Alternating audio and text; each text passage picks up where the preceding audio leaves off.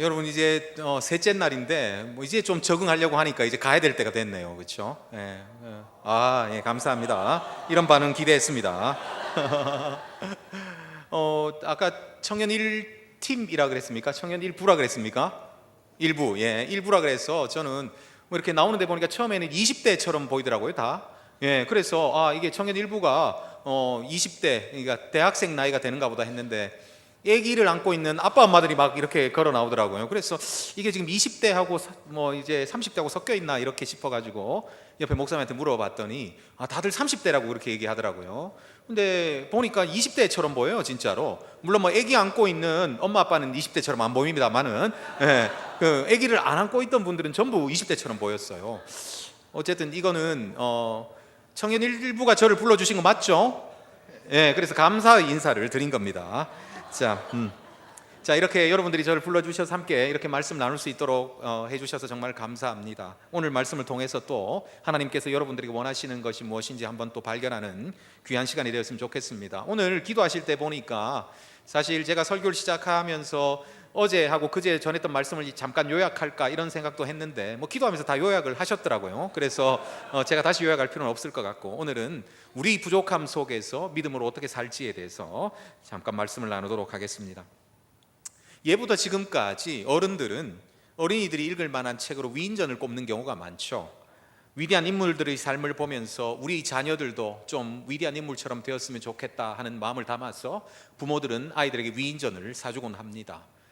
저도 어릴 때 위인전을 읽으면서 자랐습니다. 우리 때는 위인전이 지금 여러분들 때는 어땠는지 모르겠지만 위인전이 이렇게 100권씩 전질로 이렇게 돼 있었어요. 그러면 한 50권은 한국 위인, 그리고 51권부터 100권까지는 외국 위인, 뭐 이러면서 외국 위인 중에는 꼭 예수, 그다음 석가, 그다음에 공자 뭐 이런 사람들도 있었습니다. 마호멧 이렇게 하면서 하여튼 수많은 외국 위인들도 있었어요. 뭐 이런 위인전들도 있었고 또 뭐 백과사전 같은 것도 많았죠. 백과사전도 전질로 이렇게 꼭 백과사전에는 칼라판 이런 게 써여 있었습니다. 그 당시에는 칼라판 책이 별로 없어서 이제 칼라판 막 나오기 시작했기 때문에 칼라판을 꼭 강조를 해서 칼라판 무슨 백과사전 이런 전질들도 유행했습니다. 아무튼 우리는 어린 시절에 요즘은 보니까 위인전도 뭐 유재석 이런 것도 나오더라고요. 여러분 보셨습니까? 우리 애가 읽는 거 보니까 유재석에서 읽고 있더라고요. 야, 그래서 우리 때하고 많이 달라졌다. 김연아 보고 있더라고요. 김연아. 예. 뭐 이해됩니다. 예, 이해는 되는데 하여튼 우리 때하고 너무 좀 다르긴 했어요. 우리 때는 유재석, 김연아 말고 핫한 인물이 에디슨이었습니다. 그래서 우리 뭐 초등학교 때 여러분들도 해보셨는지 모르겠지만 이 장래희망 같은 거 조사하곤 하면 언제나 학교에서 3분의 1 이상은 과학자 혹은 뭐 발명가 뭐 이런 걸 이야기하곤 했습니다. 아무튼 우리는 이 위인전을 읽으면서 위대한 사람들의 이야기를 읽으면서 우리도 그런 사람이 되어야 되겠다고 다짐했습니다. 그런 사람이 되고 싶은 꿈을 꾸었습니다. 나도 이런 사람들처럼 한번 살고 싶다 이런 소망을 품었습니다.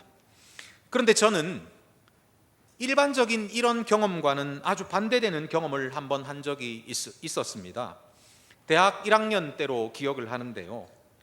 예전에 여러분들은 잘 모르겠지만 여러분들 어머니 아버지 시절에 유명했던 잘생긴 탤런트 한 분이 계십니다. 남궁원이라고 혹시 들어보셨습니다? 얼굴이 이렇게 크고 뚜렷한 뭐 이런 사람인데 아무튼 그 아들 홍정욱이라는 사람이 쓴 책을 한 권 읽었습니다. 책 제목이 7막 7장인데요. 혹시 뭐 여러분들 중에서도 읽어본 적이 있을지는 모르겠습니다. 이 책은 자신의 삶을 자서전의 형식으로 이렇게 써놓은 글입니다. 홍정욱은 중학교 3학년 때 미국으로 유학을 떠났습니다. 그것도 뭐 아버지가 가라 그래서 그런 게 아니고 자기도 위인전을 읽다가 유명한 학교에 대해서 그 위인이 다녔던 학교를 알게 되고 그래서 자기도 이런 위인이 다니던 학교에 나도 가고 싶다 해서 중학교 3학년이 자기가 미국에 보내달라 그래서 유학을 떠나게 되었습니다. 미국에 유학 가면은 어느 나라 말로 공부하겠습니까? 네, 당연히 영어로 공부하겠죠, 그렇죠? 그런데 중학교 3학년이 뭐 영어를 한다 그래도 뭐 얼마나 하겠습니까? 물론 요즘에는 제가 이렇게 보니까 중학교 3학년들도 영어를 잘 듣고 뭐 잘 말하고 심지어 잘 쓰기도 하더라고요. 뭐 그런 애들이 많이 있더라고요. 아마도 우리나라 영어 교육이 많이 발전한 것 같습니다. 그때 비해서는. 그런데 그때는 그렇지 않았죠.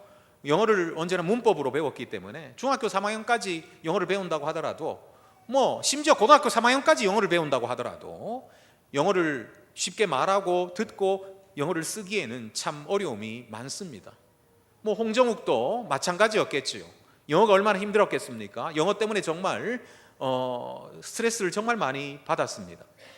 그런데 홍정욱이 유학 가서, 중학교 3학년짜리가 유학 가서 영어가 안 되니까 나는 그럼 포기해야 되겠다, 이제 그만둬야 되겠다, 이제 다시 한국으로 돌아가야 되겠다, 이렇게 생각을 한 것이 아니라 영어를 잘하기 위해서 엄청나게 많이 노력을 했다고 합니다. 여러분도 이 홍정욱이 쓴 방법을 사용하면 영어를 잘할 수 있게 되리라고 저는 확신합니다. 한번 해보고 싶죠? 방법이 있습니다. 얘가 쓴 방법, 지금은 얘가 아니죠. 이 사람이 쓴 방법, 중학교 3학년짜리가 자기 나름대로 고안했던 방법이 있습니다. 그것은 바로 영어 신약 성경을 통째로 암기하는 것이었습니다. 마태복음부터 요한계시록까지 전 영어 성경을 통째로 암기하는 것이었습니다. 영어 성경만 암기했던 것이 아니라 수업을 따라가기 위해서, 또 영어 수업도 있을 거고 역사 수업도 있을 거고 지리 수업도 있겠죠. 이런 수업을 따라가기 위해서 수업 시간마다 교과서를, 당연히 영어로 되었겠죠. 그 영어로 된 교과서를 처음부터 끝까지 전부 다 암기하였다고 합니다. 그는 자신의 책 7막 7장에서 이렇게 쓰고 있습니다. 중학교 3학년입니다. 기숙사는 밤 10시 30분이면 완전히 소등을 했다. 나는 기숙사 사감의 순시가 시작되는 11시까지 가만히 침대에 누워있다가 순시가 끝나면 일어나 유일하게 불이 켜져 있는 장소인 화장실로 들어갔다. 그리고는 변기에 쪼그리고 앉아서 밤 1시까지 공부를 계속했다.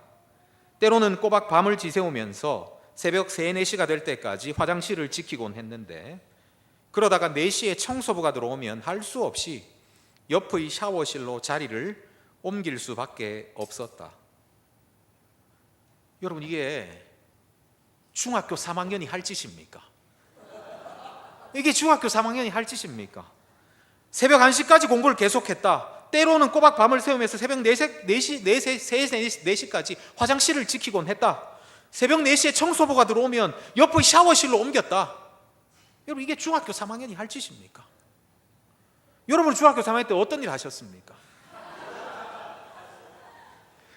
저는 중학교 3학년 때 친구들과 어울려서 이제 선생님 중에서 처녀 선생님 있으면 골려 먹고 호떡집 같은 데 막 몰려다니고 이렇게 했는데, 제가 중학교 3학년 때 이런 일들을 하는 동안 이 홍정욱이라는 친구는 자신이 성취하고자 하는 그 인생의 꿈을 위해서 미국으로 유학 가서 거기에서 영어를 할 수 있도록 하기 위해서 영어 성경, 영어 신약 성경을 통째로 암기하고 있었습니다.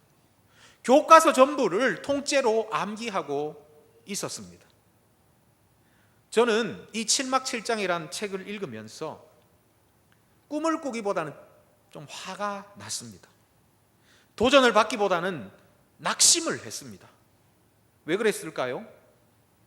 그가 했던 일이 나는 도저히 할 수 없는 것만 같은 일이었기 때문입니다. 영어를 잘하기 위해서 신약 성경 전권을 전체 외운다, 그리고 모든 교과서를 외운다. 물론 지금 그렇게 노력할 수 있겠다는 생각이 듭니다만은 제가 그것을 할 수 있고 못하고 이걸 상관없이 중학교 3학년짜리가 그렇게 했다. 자신이 성취하고자 하는 꿈을 위해서 중학교 3학년짜리가 그런 생각을 하고 그런 노력을 했다.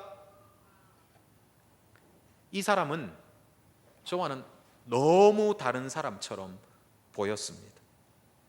이 사람은 천재였습니다. 하지만 저는 그냥 일반 사람에 불과했습니다. 이 사람은 정말 타고난 사람입니다. 하지만 저는 그냥 보통 사람에 불과한 그런 사람입니다.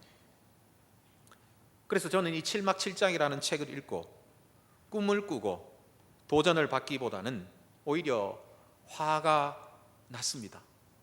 오히려 당황을 했습니다. 오히려 낙심을 했습니다. 오늘 우리가 읽은 성경 말씀도 이런 종류의 감정을 우리에게 전달합니다. 당황, 그리고 낙심. 여러분이 예배 시간에 성경을 함께 읽을 때 여러분이 성경을 깊이 제대로 읽으셨다면 분명히 여러분도 이런 감정을 느끼셔야만 합니다. 제가 11절 말씀을 다시 한번 읽어보도록 하겠습니다. 11절입니다.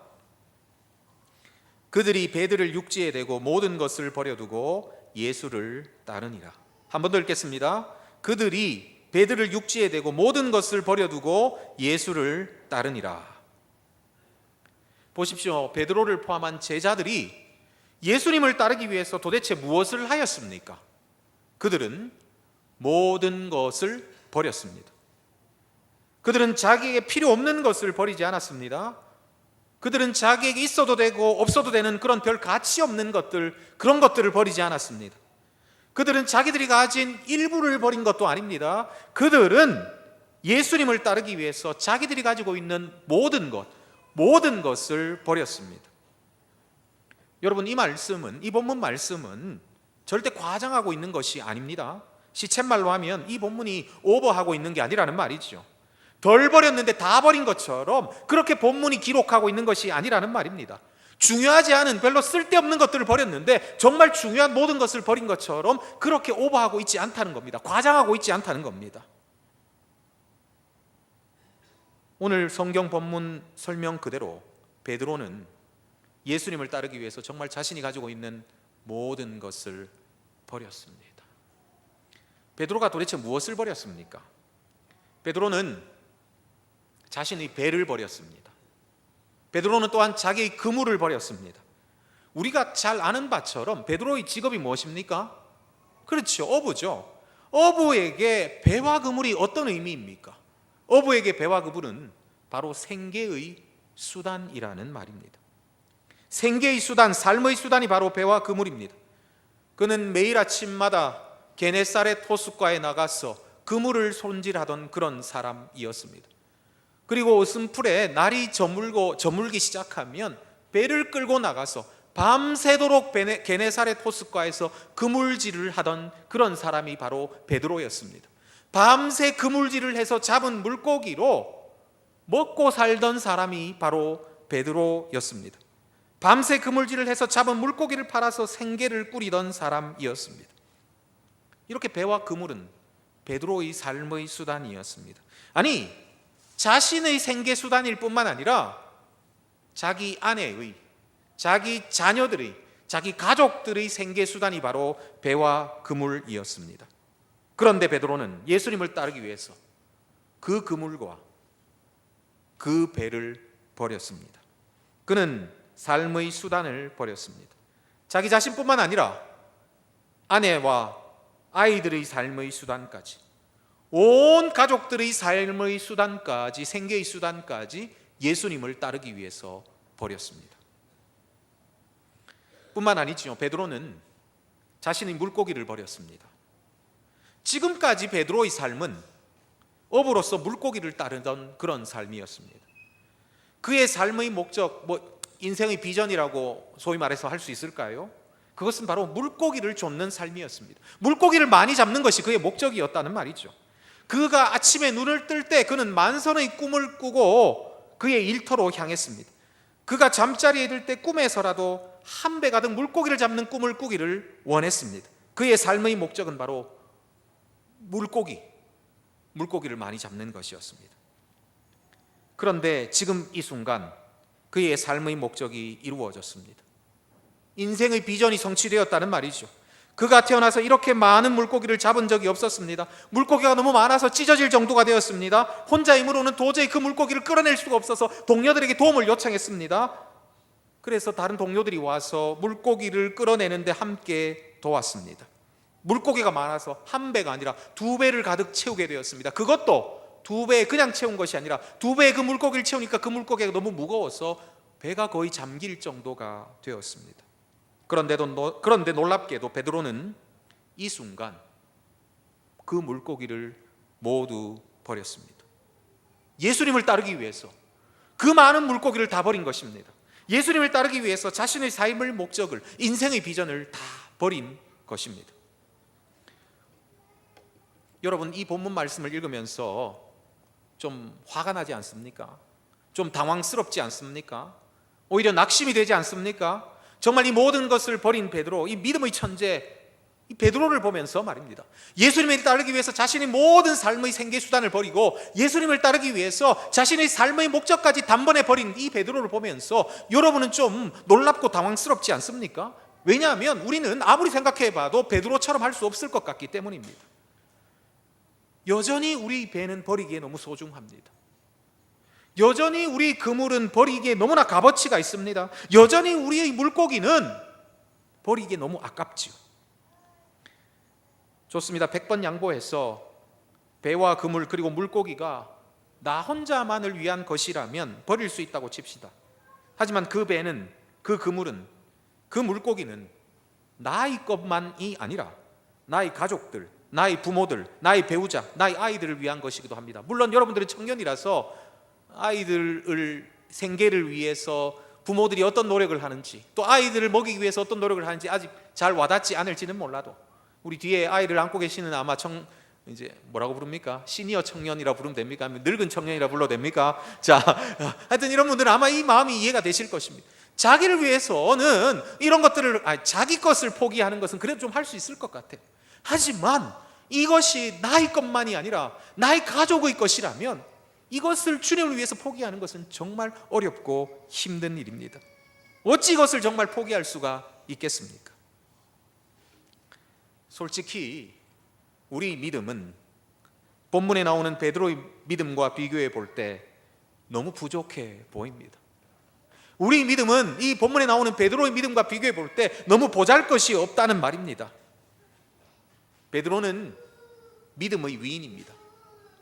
하지만 우리는 그냥 보통 사람이죠. 베드로는 믿음의 천재이지요. 하지만 우리는 그냥 일반 사람입니다.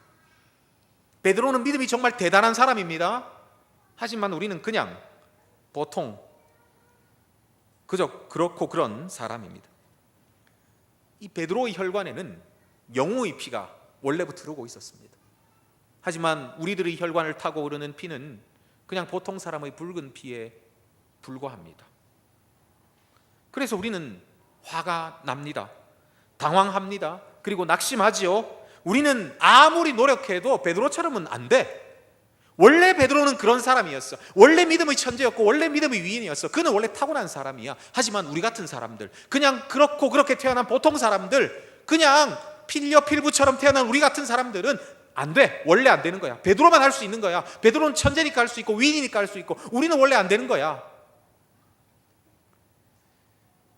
하지만 오늘 본문은 놀랍게도 베드로가 원래 믿음의 위인이 아니었다고 말합니다. 원래부터 믿음의 위인이었다고 말하고 있지 않습니다. 그가 원래부터 믿음의 천재라고 말하고 있지 않습니다. 여러분, 전능하신 나의 주 하나님은 이라는 찬송을 아십니까? 네, 알죠? 전능하신 나의 주 하나님은 하는 찬송 있죠. 참 은혜로운 찬송입니다. 이 찬송이 참 은혜롭지만 이 찬송이 오늘 본문과 관련된 찬송이 아니겠습니까?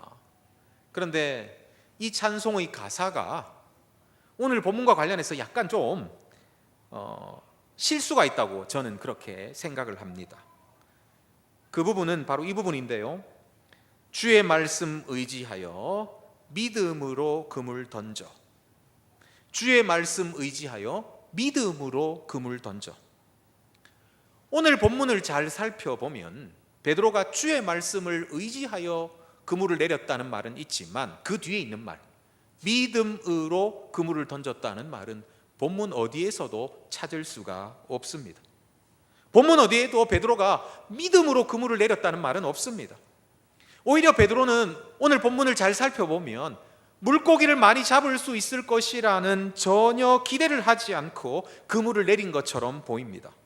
여러분, 9절 말씀 한번 보십시오. 9절 말씀 우리 같이 한번 읽어볼까요? 9절 말씀 같이 읽겠습니다. 시작.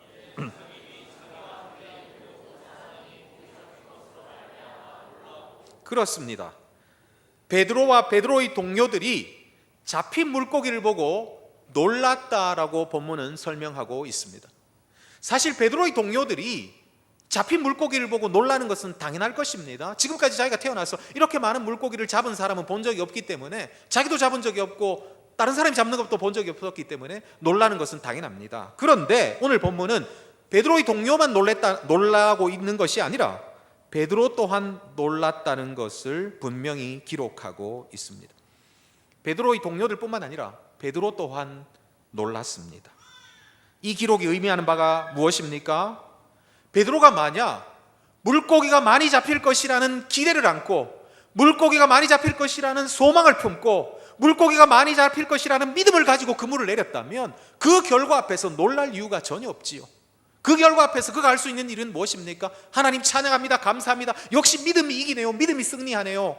이렇게 했겠죠. 하지만 그는 자신이 기대하지 않은 이 놀라운 광경 앞에서 놀랄 수밖에 없었습니다. 베드로는 사실 믿음으로 그물을 던진 것이 아닙니다. 오히려 베드로는 이런 결과가 있으리라고 전혀 기대하지 않고 그물을 내렸습니다. 아마 베드로는 이렇게 투덜거리면서 그물을 내렸을지도 모릅니다. 예수님께서 그물을 내리라고 이렇게 말씀하셨을 때 겉으로는 표현 못했겠죠. 예수님이 선생이었기 때문에 속으로 아마 이런 생각을 했을지도 모릅니다. 지독한 설교자들 같으니라고. 그들은 다 똑같다니까. 자기가 모든 것을 다 알고 있는 줄로 생각하거든.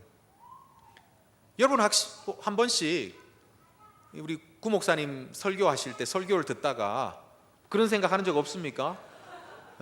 뭐 이렇게 학교에서 이렇게 살아야 됩니다. 가정에서 이렇게 살아야 됩니다. 직장에서 이렇게 살아야 됩니다. 이런 말씀을 하시면 여러분들 한 번씩 그런 생각할 때 없습니까? 지독한 구목사님 같으니라고 뭐 이런 생각.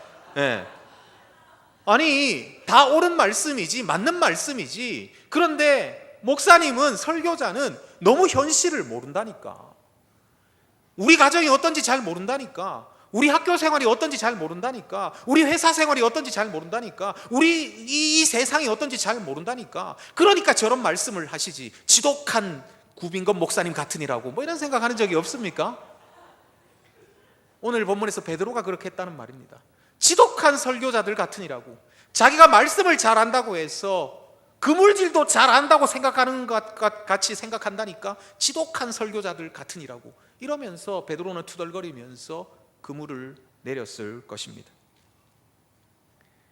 하지만 자신의 생각과는 다르게, 자신의 기대와는 다르게 그물에는 물고기가 가득 들어왔습니다. 그것도 지금까지 그 누구도 베드로뿐만 아니라 자신의 동료 중에 그 어떤 사람도 잡아보지 못했던 엄청난 양의 물고기가 그물 안으로 들어왔습니다. 그래서 베드로는 예수님의 발 앞에 무릎을 꿇을 수밖에 없었습니다. 주님, 나를 떠나시옵소서. 나는 죄인입니다. 주님, 저는 믿음이 없는 사람입니다. 저는 주님께서 이런 놀라운 일을 행하실 수 있는 분이라는 사실을 전혀 꿈에도 생각하지 못했습니다. 저는 정말 믿지 못했습니다. 그러니까 저는 주님 같은 분 곁에 서 있을 수도 없는 그런 놈입니다. 주님, 저를 떠나 주십시오. 베드로도 예수님을 처음 만날 때에는 믿음의 천재, 믿음의 위인이 아니었다는 말입니다. 그도 그냥 그렇고 그런 우리와 같은 보통 사람이었다는 말입니다. 그러면 우리에게 생기는 질문은 바로 이것이지요. 이 베드로, 우리와 똑같은 이 베드로, 우리와 똑같은 보통 사람인 이 베드로가 어떻게 이 놀라운 11절의 믿음의 행위를 할 수 있느냐는 말입니다. 어떻게 그물을 버리고 배를 버리고 자신의 물고기를 모두 버리고 예수님을 쫓을 수 있었을까 하는 것입니다. 도대체 무엇 때문에 베드로는 이런 놀라운 믿음의 행위를 할 수 있었습니까? 그것은 바로 예수님의 부르심 때문입니다. 예수님의 부르심. 이제 후로는 네가 사람을 취하리라. 이 부르심은 진정 거부할 수 없는 그런 부르심이었습니다. 그래서 예수님께서 베드로를 부르셨을 때 베드로는 이 거부할 수 없는 부르심 앞에서 순종할 수밖에 없었습니다.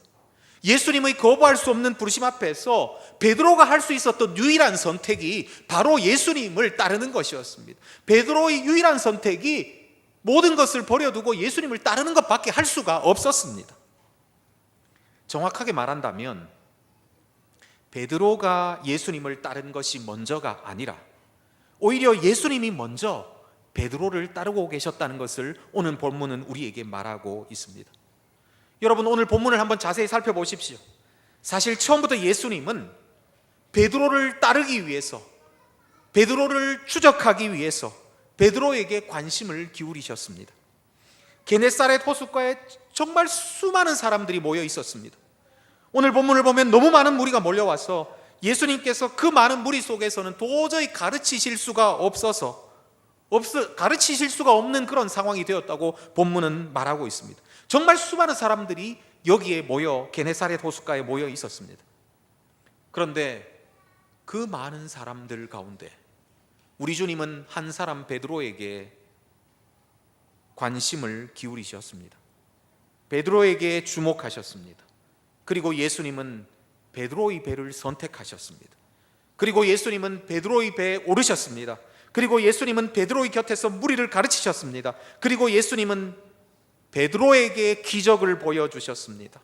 이 놀라운 기적을 통해서 당신이 도대체 누구인지 베드로에게 나타내 보여주셨습니다.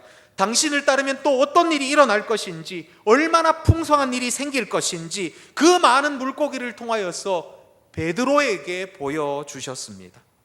그리고 난 뒤에 예수님께서는 베드로에게 손을 내미셨습니다. 베드로야, 나를 따르거라. 베드로야, 나를 따르거라.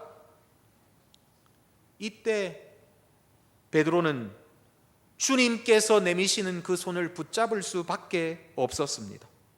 예수님이 베드로를 부르셨을 때 베드로는 우리 주님을, 예수님을 따를 수밖에 없었습니다. 왜냐하면 예수님께서 먼저 베드로를 따르도록 하기 위해서 베드로를 먼저 따르고 계셨습니다.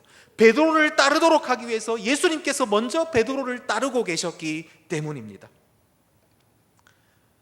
베드로뿐 아니라 수많은 사람들이 자신을 이렇게 따라오시는 예수님을 경험합니다. 말콤 머거리지라는 언론인은 자신의 자서전에서 이렇게 말했습니다. 맞습니다. 당신은 거기 계셨습니다. 나도 압니다. 내가 아무리 멀리 그리고 빨리 달려도 여전히 내 어깨 너머로 바짝 다가오시는 당신의 모습을 흘끗 볼 수 있었습니다. 그러면 나는 그 어느 때보다 더 빨리 그리고 더 멀리 달리면서 이제는 정말로 도망쳤다고 의기양양했습니다. 그러나 아닙니다. 당신은 여전히 내 뒤를 따라오고 계셨습니다. 먹이를 쫓아가는 이 거룩한 추적자가 마지막 도약을 준비할 때 우리는 떨게 됩니다. 이제 더 이상 도망갈 길은 없습니다. 이 사람뿐만 아니라 이 C.S. 루이스도 자신의 자서전에서 자신의 회심한 경험을 이렇게 묘사하고 있습니다. 모들린 기숙사에 있을 때였다. 밤에 하던 일을 멈추고 잠시라도 쉬려고 하면 내 편에서는 그렇게도 만나기를 원치 않았던 그분이 무정하게도 끊임없이 내게로 다가오고 있었다. 당신은 모들린의 어느 기숙사 방에서 혼자 앉아있는 내 모습을 상상할 수 있을 것이다. 끔찍이도 두려워 피하던 바로 그분이 드디어 나를 찾아오신 것이다. 1929년 마지막 학기에 나는 끝내 항복하고 말았다. 나는 결국 하나님은 하나님이시라는 사실을 인정하고 무릎을 꿇어 기도했다. 그날 밤의 사건은 그때까지 영국에서 볼 수 없었던 가장 맥 빠지고 정말 마지못해 하는 회심이었을 것이다. 하지만 우리 하나님은 얼마나 겸손하신지 그러한 꼴의 회심자라도 마다하지 않고 받으셨던 것이다. 성경에 나온 탕자는 그래도 제 발로 집을 찾아오지 않았던가. 하지만 조금의 틈이라도 주어지면 탈출 기회를 엿보면서 혐오에 가득 찬 눈을 번뜩이면서 발길질하고 발악하면서 씩씩거리는 채로 질질 끌려오는 이 탕자에게도 하늘의 높은 문을 활짝 여시고 나선 분의 이 사랑을 그 누가 마땅히 찬양하지 않을 수 있을까? 형제자매 여러분, 베드로의 전 인생을 한번 생각해 보십시오. 그의 모든 삶을 여러분 한번 생각해 보십시오. 오늘 본문 말씀 가운데서 모든 것을 버려두고 예수님을 따랐던 이 베드로, 이 믿음의 놀라운 행위를 한 이 베드로, 믿음의 천재 베드로, 믿음의 위인 베드로는 또 때때로 실패하기도 했습니다. 믿음의 천재는 고사하고 도대체 베드로가 믿음이 있는 사람인지, 도저히 이 사람이 믿음의 사람인지 의심이 들 정도로 믿음의 사람다운 모습을 보이지 못할 때가 참으로 많았습니다. 심지어 그는 이렇게까지 말했습니다. 우리 중에 이런 말 한 사람 한 명도 없지만 베드로는 이런 말까지 했습니다. 나는 예수님 모릅니다. 나는 그분 제자가 아닙니다. 도대체 그분이 누구란 말입니까? 베드로는 3번이나 예수님을 부인하고 모른다고 했습니다. 심지어 베드로는 자신을 그렇게도 사랑하는 그 예수님을 저주하기까지 했습니다. 예수님이 가장 외롭고 힘든 바로 그 순간의 말입니다. 하지만 우리 주님은 이런 베드로를 포기하지 않으셨습니다. 끝까지 베드로를 따라가셨습니다. 끝까지 따라가신 예수님은 베드로를 붙잡고 이렇게 물으셨습니다. 요한의 아들 시몬아, 네가 나를 사랑하느냐? 요한의 아들 시몬아, 네가 나를 사랑하느냐? 요한의 아들 시몬아, 네가 나를 사랑하느냐? 끝까지 자기를 쫓아오신 예수님, 끝까지 자기를 따라오신 예수님에게, 끝내 자기를 포기하지 않으신 그 예수님께 베드로는 주저하면서 이렇게 대답할 수밖에 없었지요. 예, 주님, 제가 당신을 사랑하는 줄 당신이 아십니다. 형제자매 여러분, 우리 또한 주님의 부르심을 받았습니다. 주님을 따르라는 부르심 말입니다. 예수님의 제자가 되라는 부르심 말입니다. 그러나 여러분, 우리는 우리 부족한 믿음 때문에 낙심할 때가 한두 번이 아닙니다. 여전히 우리는 우리 배를 버리지 못합니다. 여전히 우리는 우리 그물을 버리지 못합니다. 여전히 우리는 우리 물고기를 버리지 못합니다. 아니, 어떤 때는 버린 것도 같아요. 그런데 하지만 우리는 종종 또 그것을 돌아보고 또 그것을 붙잡고 또 그것을 갈망하고 또 그런 것들에 우리 희망을 걸기도 합니다. 주님을 따르기보다는 그런 것들에 마음을 빼앗길 때가 한두 번이 아닙니다. 정말 왜 이런지 모르겠어요. 이렇게 믿음 없는 나를 보면서 내가 생각해도 내가 참 불쌍하고 측은하다, 이런 생각이 들 때도 있습니다. 하지만 그럼에도 불구하고 낭망하지 마십시오. 낙심하지 마십시오. 베드로를 따르셨던 주님, 베드로를 끝까지 포기하지 않으신 주님은 부족한 우리들도 끝까지 포기하지 아니하실 것입니다. 말콤 머거리지를 따르셨던 주님, C.S. 루이스를 따르셨던 주님, 그리고 우리 앞에 서 있는 수많은 믿음의 선배들을 따르셨던 그 주님은 저와 여러분들도 끝까지 따르실 것입니다. 여전히 부족한 저와 여러분들을 끝까지 포기하지 않으실 것입니다. 우리들 때문이 아니라 우리 주님 때문에, 우리들 때문이 아니라 우리를 따라오시는 우리 주님 때문에, 우리들 때문이 아니라 우리를 포기하지 아니하시고 끝까지 우리를 따라오시는 우리 주님 때문에 부족한 우리 또한 믿음의 사람들이 될 수 있을 것입니다. 그리고 끝내 모든 것을 버려두고 예수님을 따르게 될 것입니다. 우리를 끝내 포기하지 않으시는 주님 때문에 모든 것을 버려두고 주님을 따르니라. 이것이 우리 모두의 고백이 될 수 있기를 간절히 부탁드립니다. 기도하겠습니다. 하나님